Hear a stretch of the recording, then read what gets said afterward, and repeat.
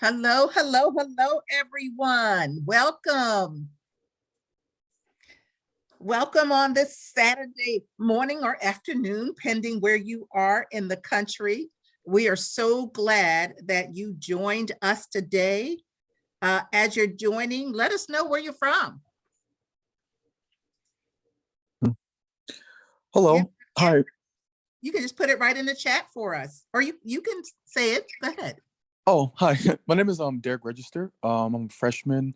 I'm in my second semester, and I attend Florida Memorial University in Miami, Florida. Excellent, excellent. So great in the chat, everyone. Keep putting it in, and thank you for coming to Mute and sharing with us. It was nice to hear your voice this morning.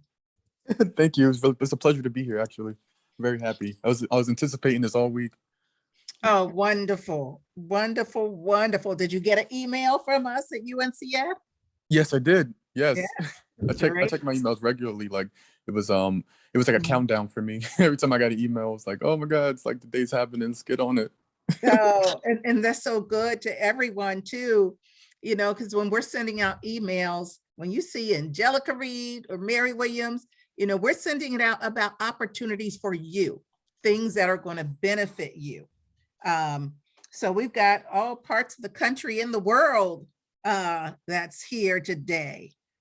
Okay, I see you from Brazil as well, and it's wonderful because this opportunity, South Carolina, is for individuals across the world. Florida, Jacksonville, Florida, great. Keep putting it in the chat as you join us. Tallahassee, Florida, we're so glad you all are here today. We have a fabulous opportunity that's going to be shared. Great. Haiti, so we've got people from all over the country that are joining us about this opportunity, and how appropriate to be here for an opportunity that really serves the world. That's what this is all about. Winston-Salem, North Carolina. Awesome, awesome. Well, we are going to get started. We know individuals are joining us, and I wanted to see a few more things in the chat before I turn it over. Okay, Winston-Salem, I see you. We have India, Boston. Oh, great. So you are really from all Los Angeles, Pennsylvania. So thank you all for joining us today. It is my pleasure to turn this over to Mina, the lead for this Aspire program, the person who is really working to give you an opportunity to really garner great leadership skills. So I can't keep talking because I'm going to take away all the great things she's going to share with you. So let me do an introduction again. I just started talking. I'm Mary Williams with UNCF, and you see Angelica Reed who will wave to you with UNCF. We're always reaching out to you for opportunities that are going to benefit you.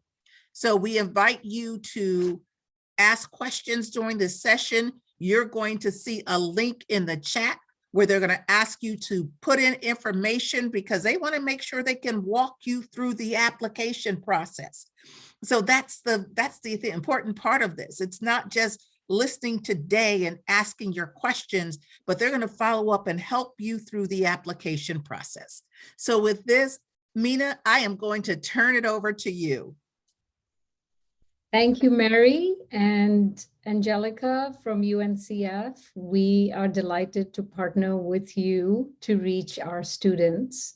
As Mary mentioned, I'm Mina Sonia. I'm the Executive Director of Aspire Institute. It was formerly known as Crossroads Emerging Leaders Program when it was part of Harvard University. And because the program grew exponentially and we were reaching, as you can see also from how many folks are here today from different parts of the world, we had to spin out of Harvard as an independent nonprofit so that we can reach more students like yourself. So very warm welcome to all of you. You're coming from different parts of the world. You're at different time zones. So it's late in the evening for some folks. It's a Saturday for all of us primarily. And so you've taken time out of your day and, have cared to join us. So I hope we can make it worthwhile. And the only way this program can be worthwhile for you is you participate. So that is a criteria for being part of this program. Also, just showing up today, your program has already started. If you know it or not, the fact that you've shown up today to hear about Aspire's program, you're already developing your own leadership and agency. So a very warm welcome to everyone. I just want to sort of lay out what the whole hour looks like. We will start with a message from one of our co-founders, Professor Karim Lakhani. He is at the Harvard Business School. The other co-founder is Professor Tarun Khanna. He's also at the Harvard Business School, but you'll hear a short clip from Professor Lakhani. And then I will walk you through very briefly 4 or 5 slides, what the program entails, what's involved, what you can anticipate, what you will get from signing up.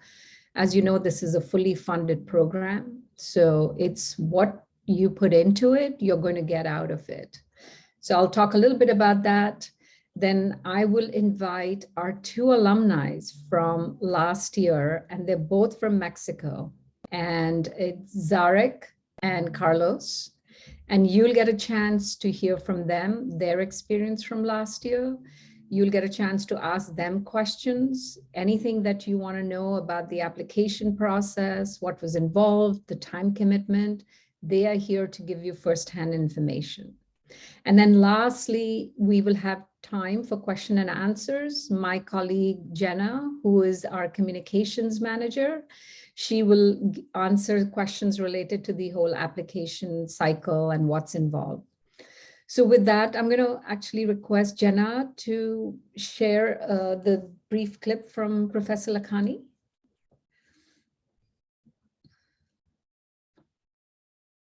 I want to start with a quote that has always, in many ways, sort of defined my life, and has sort of said, has enabled me to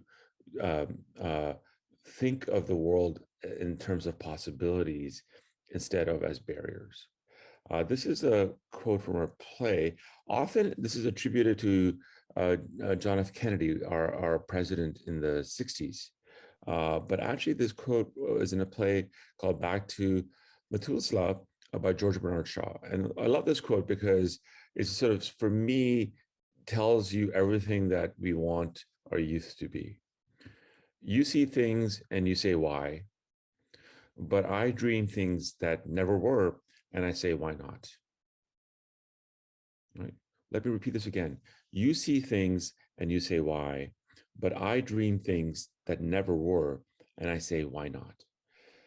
I think in many ways, our youth from around the world need to be in the world of why not. Imagine new things. Imagine new opportunities in your countries, in your communities. And don't take for granted, don't take for fixedness that this is the way the world should be. It's the folks that imagine new things, that imagine why not, right? That are the ones that drive the change.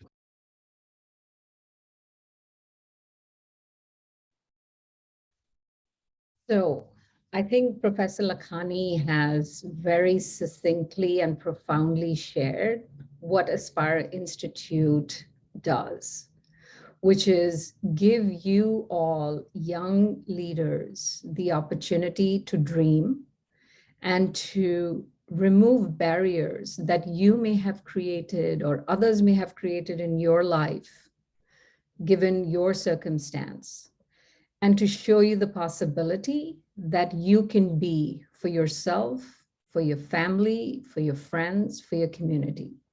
So that's what Aspire Institute is. So I'll speak a little bit about the actual mechanics of the program. You can see my screen. Okay, so our mission is to transform the lives of youth at scale. And this is where I was mentioning why we ended up spinning out of Harvard, is because we want to reach youth all over the world, and we want to create a global community. And so we want to transform your lives by giving you opportunities that will help you make a difference in your life as well as those in your community. What we believe in is that there is talent among each of you. You each have potential. The issue is that the resource to untap that talent is not equally available to everyone. And that essentially forms our mission, is how do we provide you opportunities that you can take advantage of? And the idea is through our program, we want to raise your aspiration and inspire you to be young leaders. We want to transform the way you think, your mind, through giving you access to world-class educators and through their teaching methodologies. We want to encourage you to be in action. So it's not just opening a book, reading, and then reiterating what you read, but it's taking change, taking action, making a change in your community and becoming a leader. And in your action, you are signaling to the world that you are making a difference. That's what this program is about. So if you were to do that with the intervention that we are providing, you can imagine the impact you're going to make. Your self-confidence is going to raise, and you will hear from, again, you'll be impressed with Zarek and Carlos. Within a year, we have seen a huge difference in these students. You get an opportunity to assess your own skills. What are you good at? What should you be pursuing? What should you consider? You get an opportunity, if you make it through the final stage, to apply for grants. You get to become part of your own agency to make a difference. So those are the different opportunities. The program is for 18 to 26 years of age. You have to be your first in the family to go to college, currently enrolled in college, coming from low-income families. And that is defined fairly loosely for us. You in your country will know where you fall, and you have to be enrolled in college. If for some reason you have taken a year off or a gap year, but you're still planning to complete college, you will qualify for this program. So that's what this program is about. And the idea is we will connect you to Harvard as well as other faculty from around the world. You will get access to online courses where you can even get a certificate if you complete a course, and it's again fully funded, so no cost to you. If you make it to the final stage, you get opportunities for internships in your country. You get mentors who are leaders in their country to mentor you in your own career pursuit or academic pursuit. And then you can also apply for seed funds. If you have an idea that you want to partner with an organization in your community, in your country, you can apply for funding. You can also apply for small amounts of grants. If you want to take another Harvard X course, you want to take a TOEFL exam, or you want to sit for GRE. So those are some things you would get as being part of this program. The idea is, as you're already seeing today, there are individuals from all parts of the world. And this just gives you an idea from 2021, students from Bangalore in India, meeting with students in US, in Damascus, in Africa, Nairobi. You become a part of that classroom, just like you're meeting today, but you're listening to me today. When you're part of this program, you're engaging with each other. So that's a global community that you would have access to. So how does the program work? There are multiple stages of learning. And what we believe is there's something in it for everyone. Whether you make it to the finals or not, you will get something out of the program. And so the way it works is the basic criteria of first generation to be in college, 18 to 26, low income, currently enrolled, you will pass your stage 1 of the application. And you immediately get moved to what we call from stage 0, you move to stage 1. In stage 1, you get access to online assessments where you get assessed on your math, logic, English writing, and comprehension. And you get a summary of what your skill level is in those areas. This is only for you to keep. It's not shared with anyone. It's just something that you get from participating. If you meet a basic threshold of completion of those 4 tests, you automatically move to stage 2, which is a series of Harvard X courses, one of which is Introduction to Leadership. If you complete that, it's a mandatory course, you get a free Harvard X certificate. You also get access to 4 other courses that we have selected that you can choose to do 1, you can do 4, it's really up to you.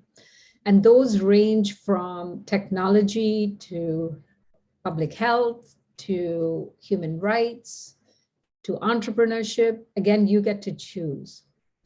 And then from there, if you've completed the mandated course of Introduction to Leadership, you automatically jump to stage 3. Stage 3 consists of a series of 14 different 60 to 90-minute seminars. These are live seminars with faculty from Harvard and beyond. We have selected very carefully different topics.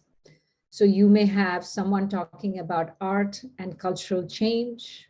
You may have someone talking about public health. You may have someone talking about migration, forced migration, and humanitarian consequences.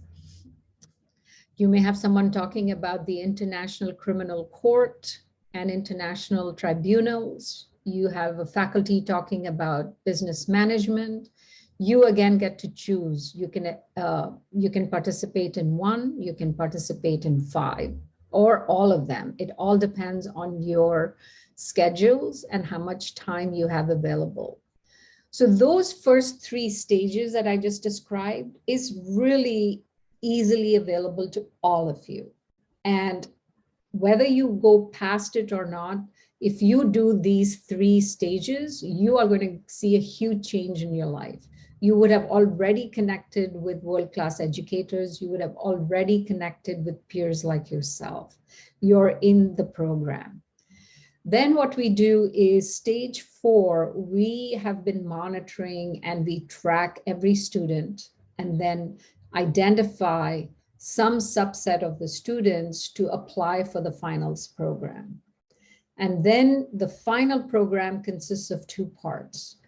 There's one part that is in classroom, which we call an immersion.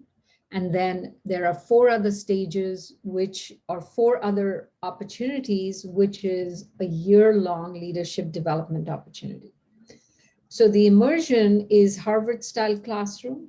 You will get case studies to read by faculty members. You might get articles. You will be doing some homework before you come into the virtual classroom. Then you are having real-time engagement with the faculty who has written the case. You're having discussion about the case. It's really your time to engage with one another and the faculty. And then beyond that, for a whole year, then the Community Action Award that I spoke about, grants that I spoke about, mentoring, internships. This just gives you an idea. Last year, some of the Community Action Awards ranged from students who partnered with organization to develop urban farms. There was another student who was doing work on menstrual hygiene. There was another project related to agriculture education in schools, particularly in countries, if you know, where agriculture is a large base for employing young as well as adults. There was another project on water and sanitation. And here the student was looking through geospatial programs, where is there shortage of access to water in informal settlements? And the idea was to document that and share that with policymakers. Then there was a program in the US which had to do with developing an app that would read mental disorders and connect those individuals to resources in the community. And then lastly, there was another program on training teachers in classroom to use technology, especially as we all know during the pandemic, how we all had to very quickly become savvy using our computers in all kinds of communication. So that in a nutshell is the program. I'm going to stop here, and before I invite Zarek and Carlos, are there any questions that or clarifications? You can also put your questions in the chat. Feel free to just raise your hand. It's a small group, so we want to make this interactive so that others can hear your questions as well. Any questions?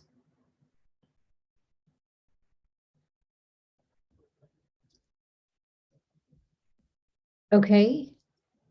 If not, then let me invite Zarek, why don't you share a little bit about your experience as you went through the 2021 stages, and then you also made it to the finals. So what was it like when you first applied? Because this group of students who's here today, they're here out of curiosity. What is the program about?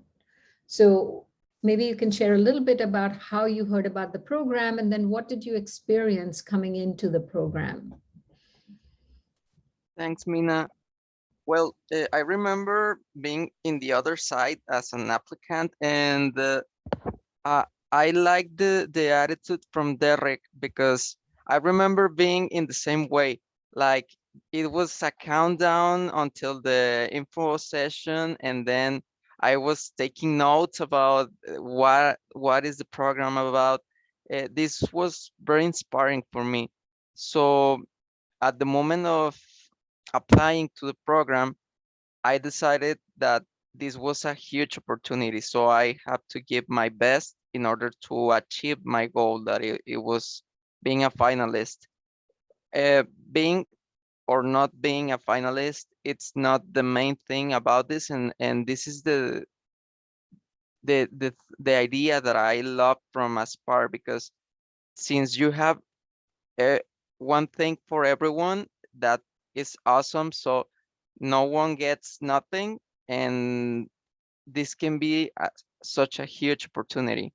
When I had the opportunity to gain access to a college education, this changed the direction of my life. So when I got to Aspire Institute, they gave me like this push to another step in my life, because being here changes your life in so many ways, because you have many opportunities, you have the sessions with the teachers. And since I was working with the public education teachers with my project, Aspire helped me to boost the development of my project in my country. My advice to the future applicants is to never give up on your goals. There is no small dream. And even if you have like this difficult journey through your life, I have been there. This can be a very, very helpful opportunity for you guys. So you, as a young leader, you have the potential to create the great ideas and put them at the service of the community. So keep going, keep growing, and give the best that is on you in order to achieve your goals. Thank you, Zarek. I want to come back to you and talk a little bit more about the idea that you had pitched for the Community Action Award. But before that, let's hear from Carlos. Carlos, what was your experience like going through stage 0 all the way through? Thank you, Mina. Hello, everyone. Well, in my case, I received also the invitation, but because of our close friend was applying too. So she was kind of pressuring me like, you need to apply because I think your profile is like good fit and then this under this program. But by the time that I was applying, I was also working full time, and I think that's something that most of you will experience. That sometimes we have a lot of different projects that we are still working on, and we have a lot of different occupations on our daily lives that sometimes don't allow us to set time for the program. But I think that's one. I wouldn't want it to picture it like as a sacrifice, but I think it's something that we actually need to organize ourselves, separate our time for the program, because it's a unique opportunity. um, I was working, by the time that I was applying, I was working in San Francisco at the Consulate General of Mexico. My topics have always been immigration, forced immigration. So I was working directly with Mexican immigrants who were going through the borders, but also who have been living in the US for many years. And I was from the legal affairs department.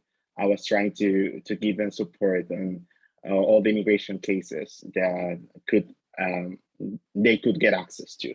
So it was a very demanding work that I was doing. And I questioned the decision to first apply many times because I was thinking that I couldn't have enough time to print it into this program. But I think taking the decision of taking the first step, submitting the first essays, doing my resume again and redoing it again, I think that changed. From that moment, it changed my entire perspective about the program. I know it's hard, and what I'm trying the point I'm trying to make is that it will be hard. It will be something that it's not easy because you'll have to fit the time for the program, but it's something that it's totally worth it.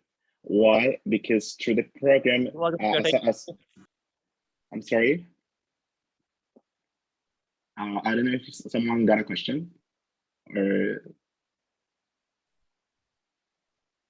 Go ahead, Carlos. Okay, if someone got a question, please write it down in the chat, and maybe we can either Sarek or Tina or me, we can answer it to them. So as again, as Sarek was mentioning, the program is not only about being a finalist. It's about going through the process. Because I think besides getting economic capital for funding our projects, I think the most important things that this program had given me was cultural and social capital, according to the sociological theory. Cultural, why? Because sometimes coming from a low-income background, we all know that being the first in family to go to college is a huge achievement for our families. It's breaking the status quo, and it represents an economic sacrifice for our own families. And for this sacrifice, sometimes we don't have access to some opportunities, some sort of resources that many of our classmates could already have. So from the cultural capital, I think getting access to all these Harvard X courses, getting closer to the final stage, having the opportunity to be in contact with the lecturers. I think having this immense opportunity to finally get in touch with a lot of different resources actually not only looks good on your resume, but also it also contributes to your cultural background on what you know and how you know to apply it. So that's one point that I think Aspiring Institute have marked me during the last year. But also the second point that I'm trying to make before going to another question is it's a huge platform to get social capital. And what's social capital? It's a network that we create. It's the people that we meet. Fortunately or unfortunately, the world of business is ruled by the people that we met. But it's at a certain point, every person that we met can give us access to some other resources, either economic or either cultural. For example, if you get to know a CEO of a company, it could be a possibility that you in the future to ask him to work at that company. And that could give you access to economic resources, but also to learn from the company. to both social, cultural and economic capitals. So in this sense, the network that we are creating of world leaders, of people who are working from different causes, from their own houses, from their own communities, that gives us the opportunity to construct our own network, to get attached and to get this feeling that we are not alone working on our side, that there are a lot of people out there that are also fighting every day for the same causes that we are doing. And I think that's something that we need to appreciate and that we need to take advantage of it. Not only of the knowledge or not only of the economic resources that we could get through the process, but also for the people that we are going to meet. And that's something that you need to be very, very aware and be very open to meet a lot of people. Awesome. Awesome, Carlos and Zarek. Thank you so much for putting some light. And I just want to know if students, are you hearing anything from Carlos and Zarek that's raising your curiosity about the program?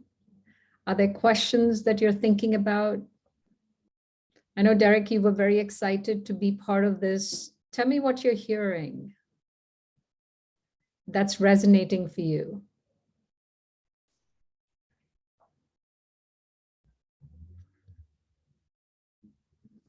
By the way, if you're part of this program, you will be called on, okay? So hiding behind your names, cameras, that's not going to work with our faculty. So this is just giving you a little bit of a flavor of what the classroom looks like. And Zarek, Carlos, you will agree with this, that if you're quiet for a long period of time, faculty will call on you. And then you have to answer them. So, Derek, are you still with us? Yeah, I'm here. I was typing in the chat. I wasn't sure if it was appropriate to like talk right now, but I'm very happy and honored to be here because and what I'm hearing from the two gentlemen is motivation. I see like a spice for life, like an enthusiasm for just life in general, and their happiness and gratefulness for being a part of the program. And it sounds like they learned a lot. They learned a lot and have a lot to share, because I'm sure they've learned, like because they had access to a wealth of information. And particularly in my community, what I've noticed, especially in my family life, is advocacy for people who are going through depression, or people who are having a really tough time, or not having any support network and social or support network. And I feel like this program would offer that for someone, somebody who's feeling really sad, or they feel like they don't have any opportunities, or they see a need within their communities and they don't necessarily have the means or the knowledge or the support to make a change and make something happen. And that's what in my mind I'm thinking about, like I would be able to do, provide advocacy for people, or just gain the skills necessary and to be able to make a change in someone else's life. Because I understand how it feels to be low. I've been there. I had a death in the family, and I lost a significant other that means a lot to me. It's my best friend in the whole world, and just not having him in life is just very impactful for me in life and just in general. So, and a lot of people go through that, or sometimes people, there's something tragic happen in their family, or they're living somewhere where there's war, and then something happened, and they want to make a difference. So that's what my motivation would be for coming into the program and wanting to, or, my reasoning for wanting to, excel further within it. That's just me. That's I'm very happy to hear from them too, because I was just listening to them. I digested every word. It spoke to me, and it just made me feel very happy and enthusiastic about moving forward with the program. Wonderful, Derek. You've said it so beautifully, and it is a bigger community that you would not have had access to. And you just never know, who you end up finding through this program. There's a question in the chat by Shannon, whether it's an in-person or virtual. So the stages that I defined in the program up until the in-classroom is all virtual. Once you end up in the finals after the in-classroom experience for the whole next year, based on where you are living currently, you would get an opportunity to apply for internships or mentors from your country. And say if you end up with this Community Action Award, and maybe here, Zarek, you can say a little bit about the award process, then of course it's what you make of it. You can always find a mentor through us, but it's again an opportunity for you to make an impact in your community with an idea you've come with. So maybe Zarek, I can invite you to share your project that, how did you come up with the idea? What was involved in the process, and where are you today with that? Yeah, well, in my case, I got the first criteria, that is being the first in family to get to the college. So since I was a child, I saw the journey that it was from my family, and then it came to me this responsibility to continue the journey in order to get to college. So being in the college gave me like this empower to get something more, not just my education. So I saw this necessity to get something more from the university. And at this moment, I am studying at business school. So here in Mexico, we have a business school, and this business school gave us the seat to be entrepreneurs. So at the moment of the Harvard X courses, I saw the name that it was entrepreneurship in emerging economies. And this gave me like the tools, the inspiration to identify a necessity. I started working with my project, and the tools that the project gave me, and it was like very inspiring to me, because receiving education from one of the best in the Harvard Business School, since my field is business, that is a teacher Tarun, is awesome. My project is Maestro Virtual. I identified the necessity in COVID pandemic that teachers in public schools didn't have the tools, they didn't have the training. So with my partners in the school, we started working to teach them. And after that, being at my 20s, we look forward to negotiate with the government in order to impulse the program. So being at my 20s, the first in generation to go to college, and being at this size of having business with the government and everything, to make your idea go on, it's very, very changing for your life. So if I can give you like an advice, is to involve in the process, enjoy the journey, because I know that each one of us, we have our fights, we have our goals and everything. But being here in the program, it means that you're going to give the best that is on you. You need to involve in the program. Preferably, if you can activate your cameras, that will be great, because you meet the peers and the friends that I've made in this program. Carlos, some other friends from other parts of the world, I have them in my heart, because we have a really, really beautiful time. And since it was in the pandemic, it was like the world in crisis, and we were like enjoying the time that we had virtually. So Aspar is like a beautiful, beautiful community, but also it is challenging. So my advice for you guys is to involve, and if you can get to the finals and apply to the Community Action Awards, if you have this idea that you think that it's going to change the world, don't limit yourself. You can go on and just ask yourself, why not? With this question, you're gonna go far and far and far, and you're gonna continue your journey. So continue working, continue giving the best of you, and that is all from me. Thank you, Zarek. I see Manuel. Do you have a question for us? Yeah, I do. Again, thanks for Zarek for filling us in with that. And on that note, Zarek, I actually and Carlos, if you want to chime in, my family's Mexican. There and so I wanted to ask you, what's the experience like connecting from one country to another? Because it's my understanding that this is a very worldwide kind of network, right? And so it must be exciting to just be able to get resources from other countries, and so well, social resources and just like mentors from other countries. And so I wanted to hear more about the experience from you and Zarek and Carlos about that. How's it been like working with people from other places in the world? Carlos, if you want to go first. Can I? Okay.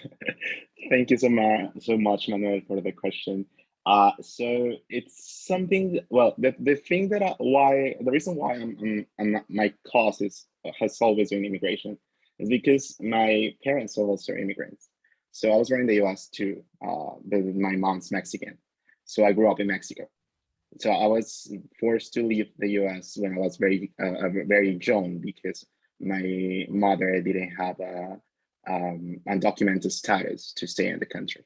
So it's something very sensitive that I'm sharing, but it's the reality of 30 million Mexicans and not Mexicans, like Hispanics in the US.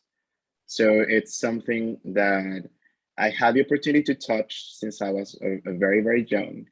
And now this reapproach through the program to create a global community beyond the borders, I think it is important to reinforce that we are still one own humanity, and that we are from both sides of the border. We are still working for the same causes.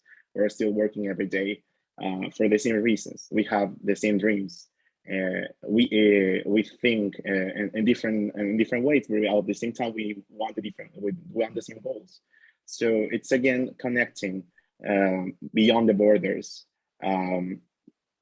with this amazing community that reaffirms the need, refers that we are all one, and that we besides our nationality or besides our skin tone or our gender,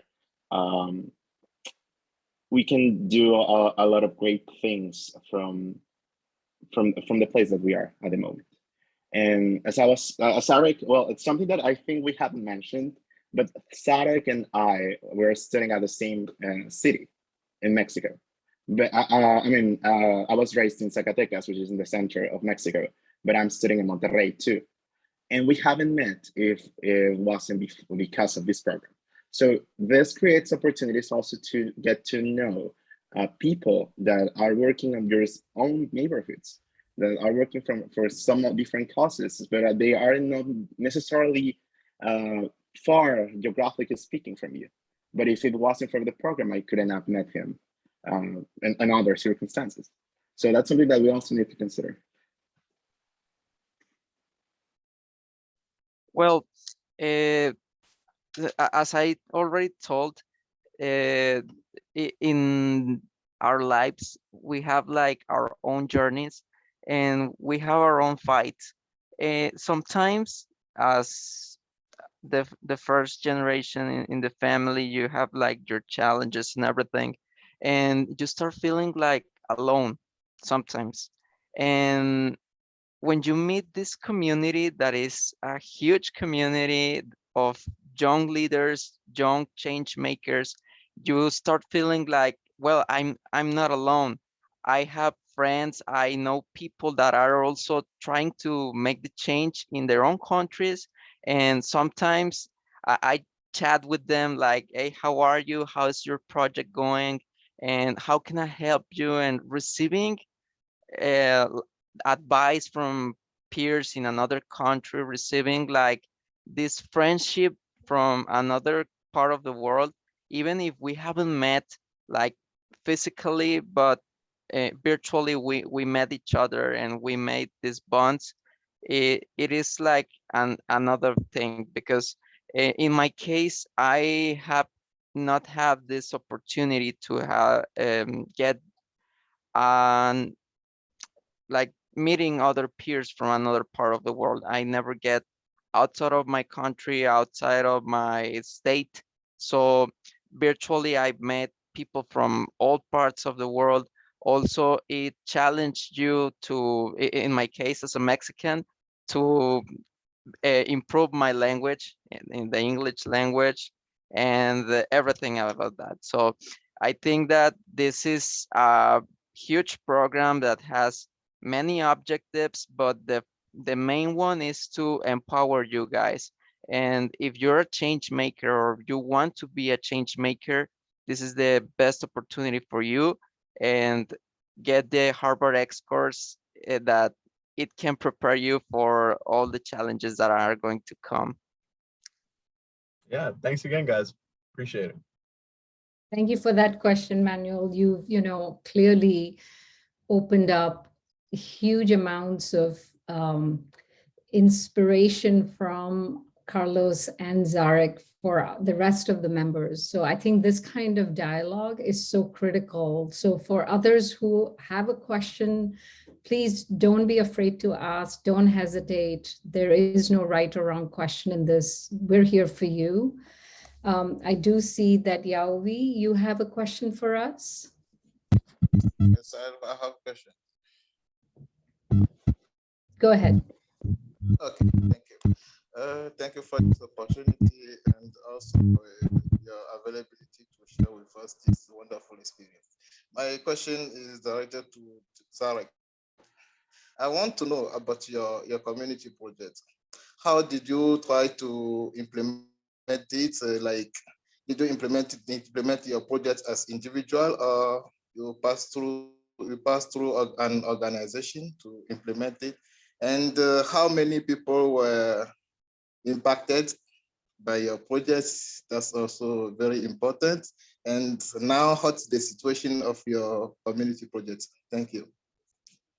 Okay, well, Maestro Virtual started in 2020 when the COVID just got in my country. And at the beginning, I started with my best friend. And both of us, we were training teachers in public schools. But the story about my project is because my mother works as a secretary in a public school. So I just offer my help to her boss, and her boss recommended my service to another teacher, and then this teacher recommended the service to other teachers, and it started like this network. But when we realized that it was a huge necessity in the country, I start thinking how I can get this to the next level. So when I realized this, I was getting the Harvard X course from Professor Taran, and I remember the one concept that it got into my mind. It was the institutional voids, because when you're a social entrepreneur, the government can have like two positions. It can help you to boost your project, or it can be a challenge for your project. So I started working on my networks and looking how I can get to my local government and inspire them to put this project into their agenda. And as I already mentioned, uh, it was like a huge opportunity for me. But I remember being in my bed thinking about the project, and I realized I'm in my 20s and I am trying to convince my government to work with me. So as far it's like a huge boost to your professional career. Since I am in business, I was trying to make business with the government, and I don't mention business as economic things. So it is more for the impact that you're gonna make. The social impact is the main thing about this. And since my government has like this department for social impact, it helped a lot. But since I am a citizen, there are a lot of citizens that get to the government. So I try to look for the best way to reach them. And it was from my local university that I spoke with the director of the university. I told him about the project. I have to pitch my project with the director, with my teachers, and then both of them mentor me and help me to get to the government. And I remember being with the mayor, like very nervous because I insist, I was in my 20s and being pitching to a mayor, a politician, it was like a huge challenge in my career. As I still study at the university, so even though I don't have my degree at this moment, so selling a project or pitching a project to a politician, it's a huge challenge. But I think that Aspar is the one that gave me the tools and the empowerment to manage this. At this moment, we have like 40 public schools already trained, and we're still work to get more. At this time, we're working just with one city, but the main goal is to get to the whole state. And after that, we look forward to get to other states from Mexico. But it's a huge journey as an entrepreneur, and having the school, the project, and the Aspire program, it is really demanding. So an advice that I can give to you, you need to manage very well your time and be very, very committed to what is on your goals and what do you want to achieve.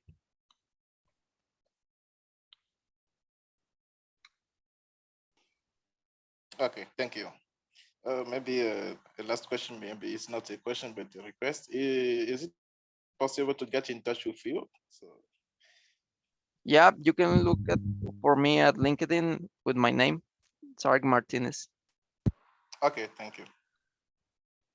Awesome, Zarek. One of the things that for others to listen in on what Zarek is saying is he took on a challenge. He was saying he was 20 years old, interested in entrepreneurship, but how is he going to get government officials to listen to him, to take him seriously? One of the things, if you come through Aspire Institute, you put that on your resume and you say you have this idea that came out of a program you participated in. You can even get us to write a recommendation letter because we know you have gone through our program. We are behind you. And when the politicians see that there's Aspire Institute, these are faculty members from Harvard University who are writing a recommendation letter, it makes a difference. And so you have no idea how opportunities, what doors will open up for you by simply participating in the program. So wonderful example. There's Eric. Derek. Oh, Zarek, did you have a follow-up? Go ahead and Yeah, then go to Derek. I just want to add a little commentary. The Community Action Awards has a pitch for 3 minutes. So it was a huge challenge because since I have already pitched my project a lot of times with the teachers, with my peers, with many people, like pitching your project, your entrepreneurship, you're in love with your project, but giving all the information in 3 minutes, it's gonna challenge you guys a lot.